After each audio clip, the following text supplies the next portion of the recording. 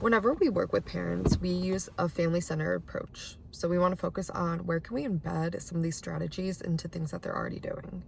I often get families asking like, oh, okay, like any books I should get for the holiday season, or families being so excited about like, I just got this Halloween book, I just got this Thanksgiving book, Easter book, and we'll use a lot of those materials in our sessions. You know, with the EI model, I basically go bagless. I don't really practice the whole bring a whole bag. If I do, it is to show families what I would recommend, and if they're willing to purchase, this is what I'd recommend. So if you found this video, this is why you're here. You probably clicked on this to get some more inspiration. If you're new here, my name is Natalie. I'm a licensed speech and feeding therapist.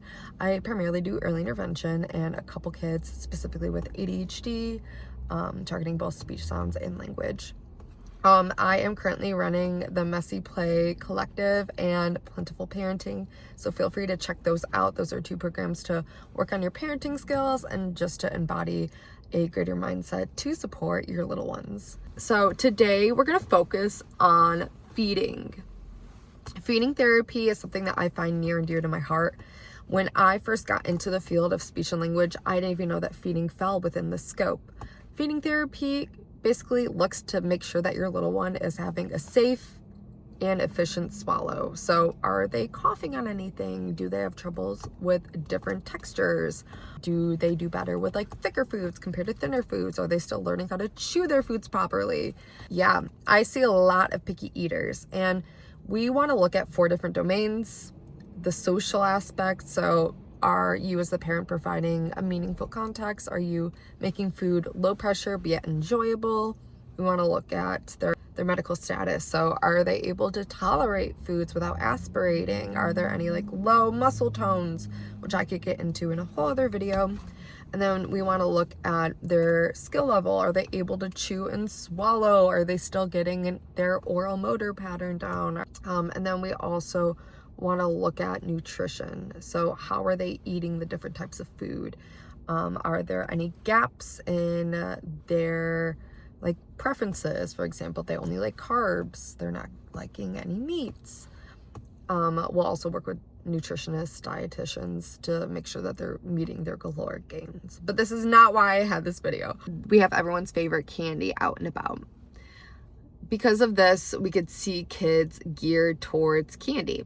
It is quick for a parent, especially if you're a millennial and you've grown up in the whole like dieting culture, to demonize food and label candy is bad. Candy makes you fat. Oh, we can't eat a lot of candy because it'll make us sick. We'll also see like people saying like, oh, instead of this, eat this. Now, if you're working with a really picky eater, you might find that they may have a lot of pressure when it comes to meal times. Maybe they are avoiding the table. They're afraid of spoons. And that is an indicator that there might be something else in terms of a high pressure system, force feeding that has occurred in the past. And the most that I could say is forgive yourself if you're like, oh wow, I demonize food. Or I say like, oh, I like this food, so tasty, I'm gonna be so healthy if they only eat vegetables. And give yourself some grace, because that's something that is so overlooked. You could talk about the textures of the food. So instead of saying candy is bad, you could say, oh, it's a crunchy texture. Oh, wow, stretchy caramel.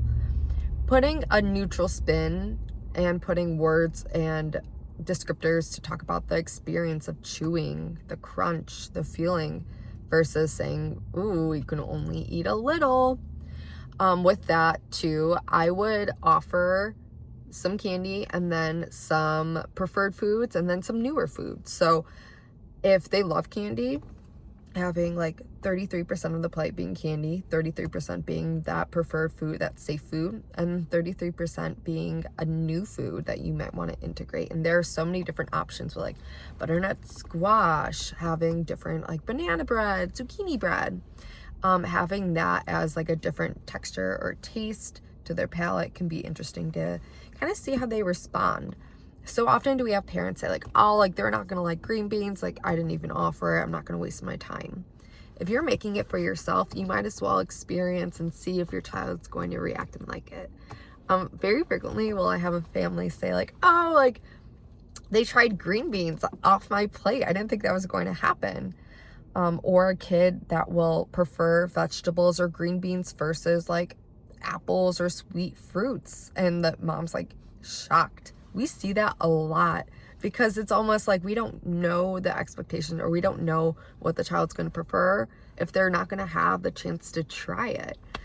So this is a good way to use candy as a preferred food option and kind of pair it with a newer food to see like, oh, will they explore it next to a preferred food? It kind of creates that safer, low pressure environment. Let's just say they don't try that novel food. I would say in that way, honor that and say like, oh, we could put it in another location. We could touch it and put it in the trash. For them to even touch the food is considered a win because it's a new sensory experience.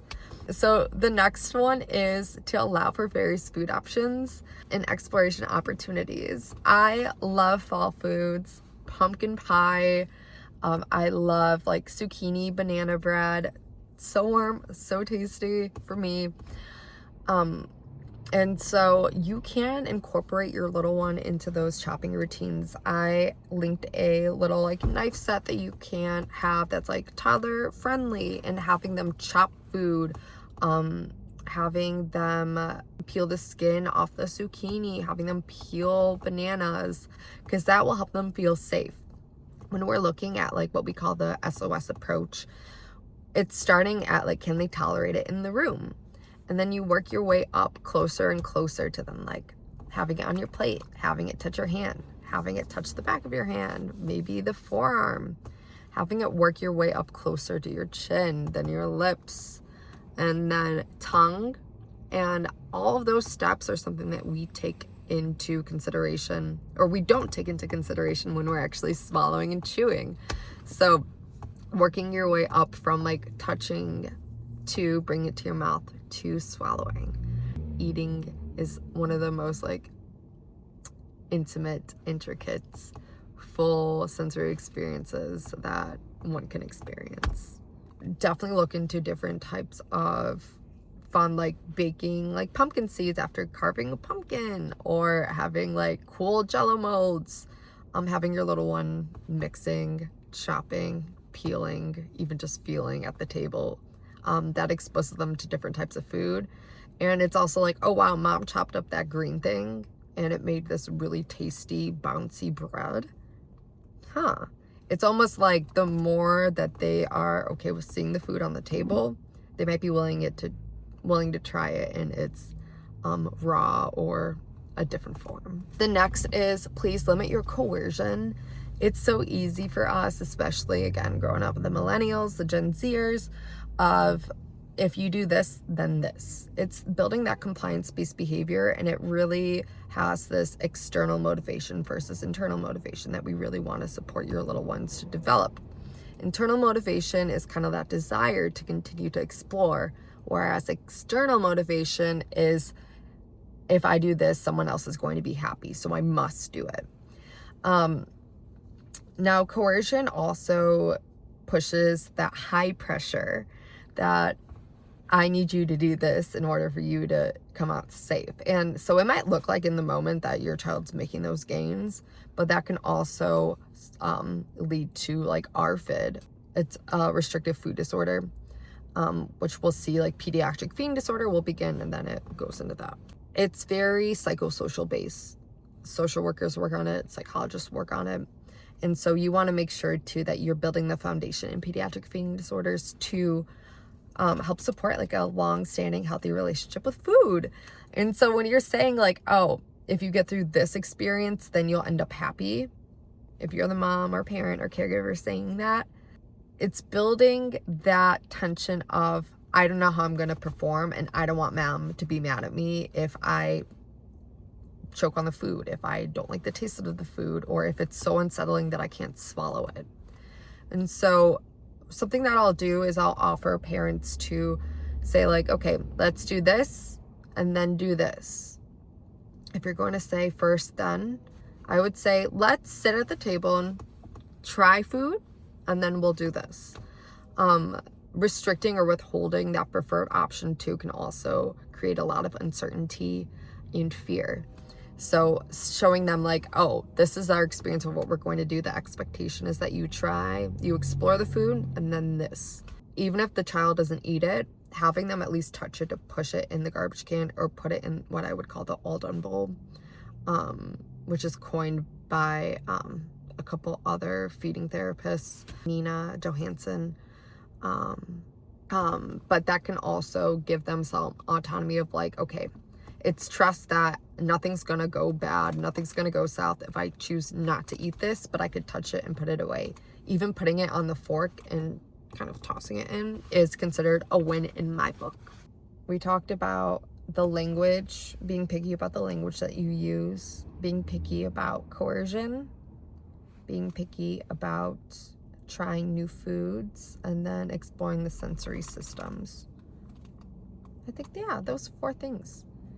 All in all, food is a very intimate subject, so I would tread lightly on some of these things, especially if you are dealing with a medically complex child. I would consult another speech therapist in your area to give you the best individualized support to meet their oral motor skills and their nutritional needs, as well as their medical complexities.